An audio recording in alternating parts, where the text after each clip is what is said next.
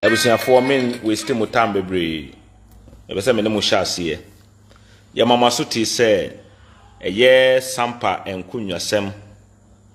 Amamre ni amane kwan so.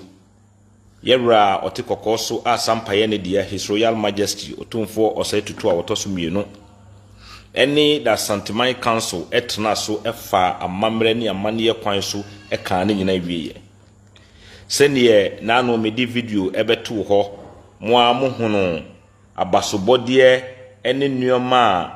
eye Daniel Okra eni Abraham ekeka fa emira na ensem no ekoso wo Asanteman no, which means everything was fair and correct. Emma eye Abraham puka se Ghana ha upe amamre eni amane fie na upe Asanteman ho a unya bibium nokore trodo. Enti enam se sampa eye Asanteman de na amamre kwan so no ho ne ye ka ye nkonwasem no ye bewie wo ho ema ye kan. Enti emra eye Rose Mansa a eye Farouk Mami Samordua ne Mami emra oma petition ne so no wamfa petition no anko drobo wamfa anko soma wamfa anko brekum wamfa anko drobo wamfa anko Dormahene kro wamfa masonwane and what ba straight to that Santimai Council. Ni enti ameka sa asem we pese wonya the understanding because obidi question be send me. David Okra o question no na me answer no. Enti Rose Mansa a wo Samordua ne Mame or the petition no eba Asanteman direct adentia because omunim se Ghana ha uhwehwe amamre ene amane afi a Asanteman ene the headquarters ena amamre ene amane nso ekire se bebi a akonwa ne tihye no eho ene ka akonwa no ho asem enti no mu ankasa no munim se sampa yeti ene Asanteman enti yenkonwa asem ho ene yebeka eno ntina Mansa Rose ene opanyine Adama Watara omo petition no omo di ba ho de bia me ka asem a me to challenge e di ma mo ka se na sa asem no ewo bono no momfa petition na a Mansa Rose ene opanyine Adama Watara e di ba menhia no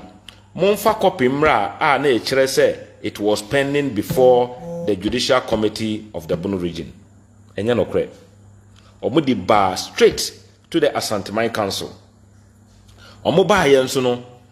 the rule would have permitted them to set a committee, but Omuankasa ejina in the midst of the Santimai Council, Esre Yera say Onuankasa entna asem so. Yera oye asundwie ene nokre seni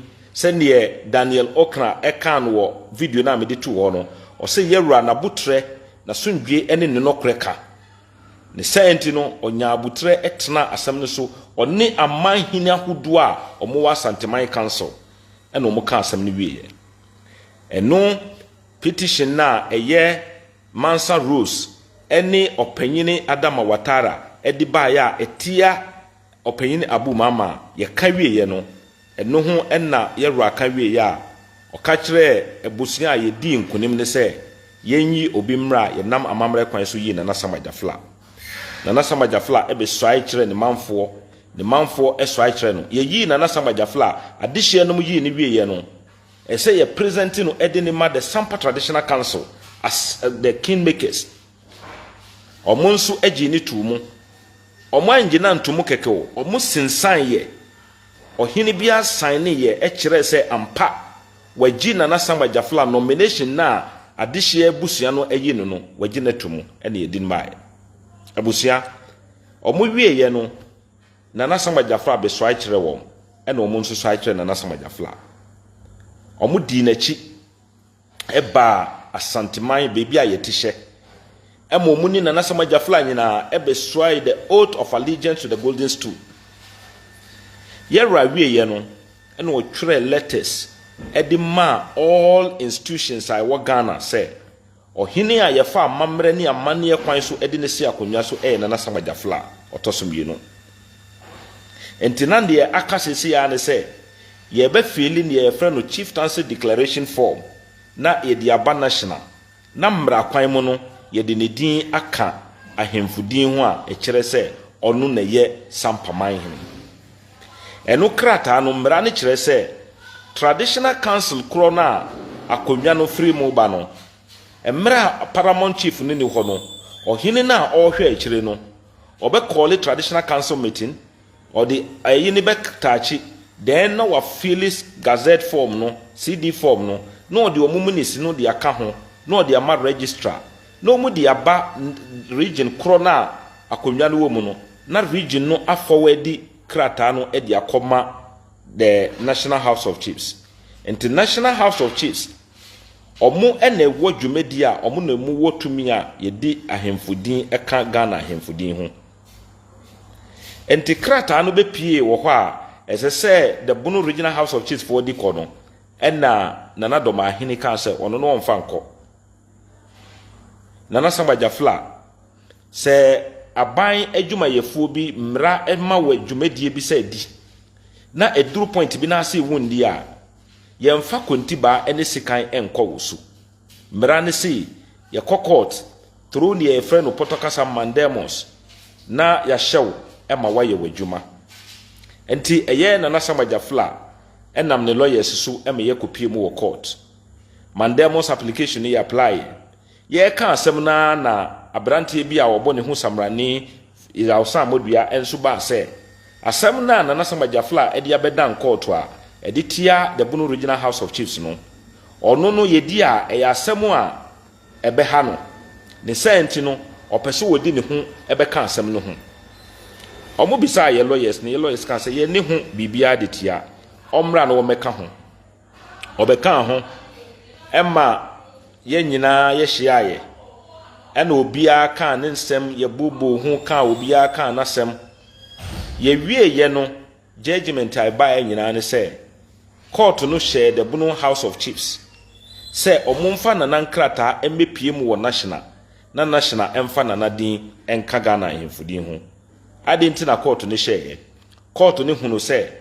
sampa nkonwasem ebetoye emma ye kan ye through customary arbitration court no egitu musa court no san egitu musa sa customary arbitration no mu no na Samajafla ebusua edi nkunim ena ahemfo a omuwo the traditional council egi ni tumu court no nso egitu musa nipa kora na ne nsa hye na Samajafla enkrata ase no ono ena edi mu se osan nti na Samajafla enkrata no edi mu se odiba na excuse ana eye Bunu Regional House of Chiefs through ni president eye na Dormahene ka se omudi abrante bi nkrata aba no enye nokre na saa abrante no participate in a customary arbitration and omulusu ye na anye bia saa abrante no ne nkrata na odi be dan court no ne nkrata no nipa na ne nsa hyase no enye wono na di mu se mra ne ma ne kwan se osan enti potokasa mu ne nkrata no eye invalid na krata eye valid na wo meet the requirement say ye di ne din eka Ghana ahemfudin ho eye na Samajafla enti me mamun na fuwa aduenu ba ko se momfa na Samajafla nkrata no enko tene ye nyina ye hwe se oye judge esan ye lawyer obeye na odi nkrata nako but ye refi se emere bi wotena badwam eka se court ka asem a wono enti ase ono ondisu odi oyi ose eyo oyo ampa enti court ni man no nafuwa aduenu ba ko no wamfa na nkrata no amma sene de bia memeka no na Samajafla mramu ene yetete no ena mramu nso ene woye adwuma ne sente no wonkasa wamfa ne nkrata anko ofa kofa kontiba ene ready for say omonkoye tutrasem ewo baby osan ko court ene wo ko ka kire court say me ba ha ebedan mo say me nkrata bia esese na Dormahene ehwe mo mu ye no wanye ena me di omu ba ya mo share no na hye na mo share wo mu no omu bo mu animtia omamfa nko enti memfa wo mumra na mo mebisa wo ne enti a omubu mo animtia enomu ena na ye ba betena se ya na omu ankasa san ba ese omu form fili appeal application appeal na omo fele no ena omo sign file ne ye frɛ no stay of execution. Stay of execution no omo file ne nyina ne sɛ court wo hye ye nse ye mfa na Sampamanhene nkrata enko na mmom ye wo asɛm bi ɛfa asɛm na wo ka ye no ho enti ma ye ntwintwan so kopim sɛ asɛm na ye wo fa asɛm na ɛba ye no ye ka wie a sɛ ho behia sɛ ye de bɛkɔ na ye de bɛkɔ enti stay of execution no judge ne frɛ ye ɛyɛ Bono Regional House of Chiefs ɛde bi baaye ɛna abrante ye frɛ no Farouk a ɔbɔ ne ho Samrani yaw Samordua enso de bi baaye enti na ye 2 stay of executions ɛna ɔmo de baaye ti judge no etena ne nyina so na ne tofa bɔ mo nyina ne sɛ bi ɔka ye ne sɛ ɔse Bono Regional House of Chiefs jumadi a me share mo sɛ monkodi no enya ade a na eburu entiase so enya ade a na ɛyɛ ade a montiase de me ka ye nyina ne sɛ monji na Sampamanhene ne chieftaincy declaration forms no na momfa nkɔma national enye ho adwuma na court wa maba sɛ memma mo kwan na monya ento ho no ɛyɛ boapayo binti na maba court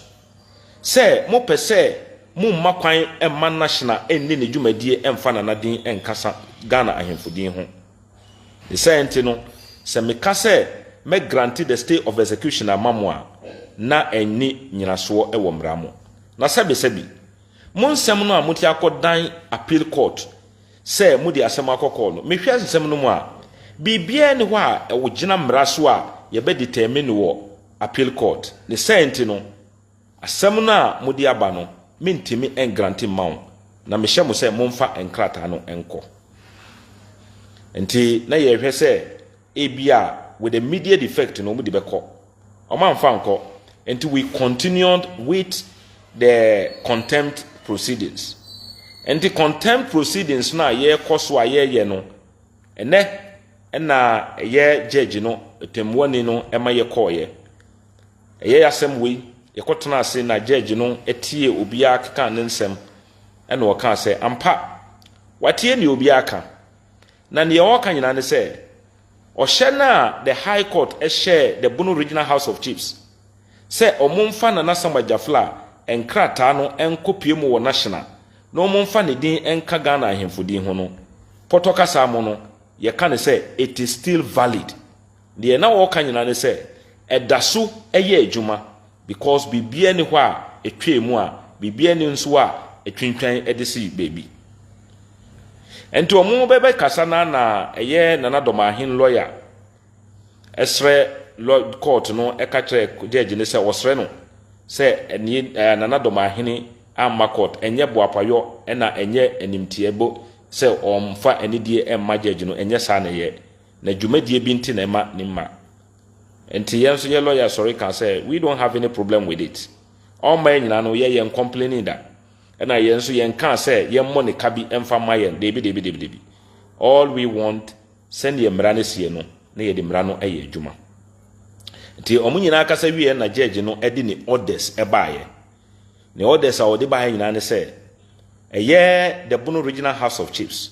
omu registrar ye frɛ no amma kunedu kusi na Sampamanhene enkrata na aba na ewo mu ho no wo ma no up to Monday potoka sam ye kanu say by close of business on Monday emra enwuni beto ana ade be sa enwumre on Monday no na ye so wodi na Sampamanhene enkrata no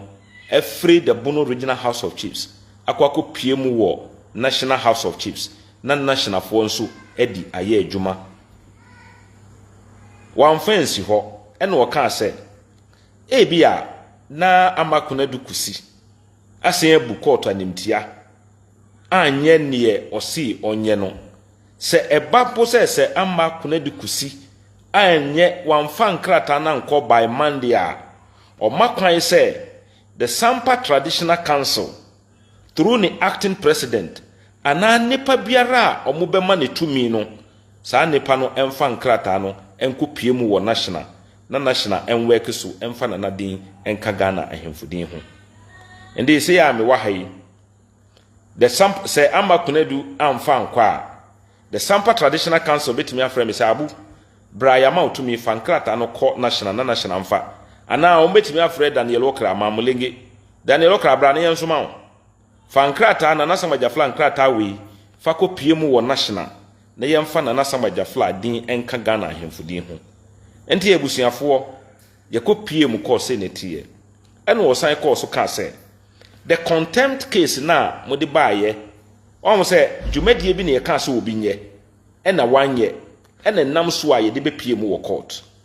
enti ansa na asotwe bi beba ana bi beba no yenhwe se sa dwumadie na ye ka se wanye no kwan ben so ne ye de befa the court order no proceedings any orders no ema kwan says a court ehye wo say ye bibi na wanye na ye de uba before the court for contempt. The court can decide na wa hye wan kasa say dwumadie no san koye ana say obeje dwumadie no afiri wo nsam no odi ama ne pafoforo say won koye nti court no apply sa rule no eno nti na o ka say ama kunadu kusi onfa nkrata no emra national ne yemfa nanadin enka Ghana ahemfudin ho na say ama kunadu kusi eya asodin na wamfa ma the traditional council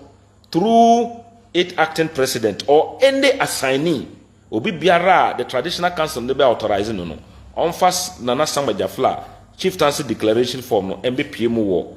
national na yemfa nana samajafla din enka Ghana ahemfudin ho na mbom the contempt aspect of it no or the akwhye 17th October emra court akọ legal break no aseaba ne ye kan nyina ne say a judges for any court a ewe animu no omo beko break ne sa mere no nyina September October no mu August September no mu nyina e kono no mu nya adwuma ne senti no the contempt aspect no or the akwhye 17th omo free legal vacation ne ba then we come back and we sit on the contempt issue and then look at the law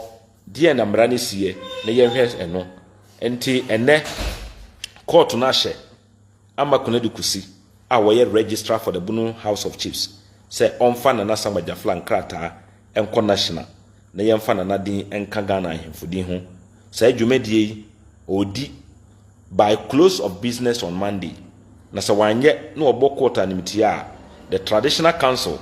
through any assignees should send the CD forms to National House of Chiefs. Enti ebusiafo sa ena enne ekusiye. Yedamasi se ye share ase munya odo pepa. Ene mre nyina na munya mu data na mu de hweyen na mu tie chi up to this time yedamasi. Me brother hwemi. Me brother pa ko pen ye me di na chi. Me nua panyine me papa no Ali Mahmudu medasi me nua me chia wa na anwumre yi. I'm so proud of you. Yes. Any abusiafo amaka mo hwe me medamasi pa nyame nka mo ho techiwa akosua medamu nyina ase.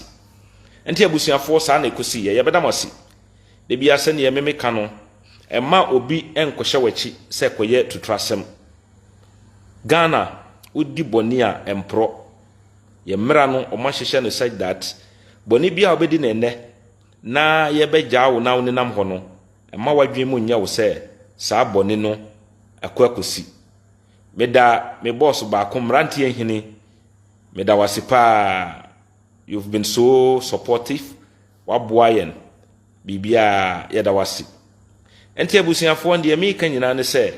emma obi nhye wachi emma wo nkoye tutrasem because ye bechi wa sa nipa na wo hye wachi no aye dia bia oda prison obebra wa aduane na utam na obe waste no wo prison ene ne ekeka wo kobra no there is no one who can be with you. I keep on telling people obi ani Ghana wadi tutrasem yaka se ko na kwaji pension wo mu timesre mo eye na nasamajafla ene na trankonwa ade biara o mo befa na o mo dia support to the legally mandated people to maintain peace and order in the town no mo bia o mo de beboa wom na o matimi maintain peace and order no o mo beye enti e besro obi biara the Ghana Police Service amowo sampa through mo command the crime officer we are giving you the necessary assurance from your side there ye ma basa yo bi emma sampa because they send ye meka no ne ye nananom bre echichire ye no ye medi obi ni machi emese no emrante ne mabawa mo sampa a vibrant town ye nana samba jafla ene ne nua ba yel modan ene ye nananom baby omo beyi ya omo chichire sampa no omo ya ade pa eye border town ade bia obeyi no ho bia ekoyie enti we are so envious enkrofo enyaaya enka sampa eye omo nkuru omanya sa opportunity no if they see that there is a way for them to foment trouble to destroy the sanctity and the peace of the town, they will do it.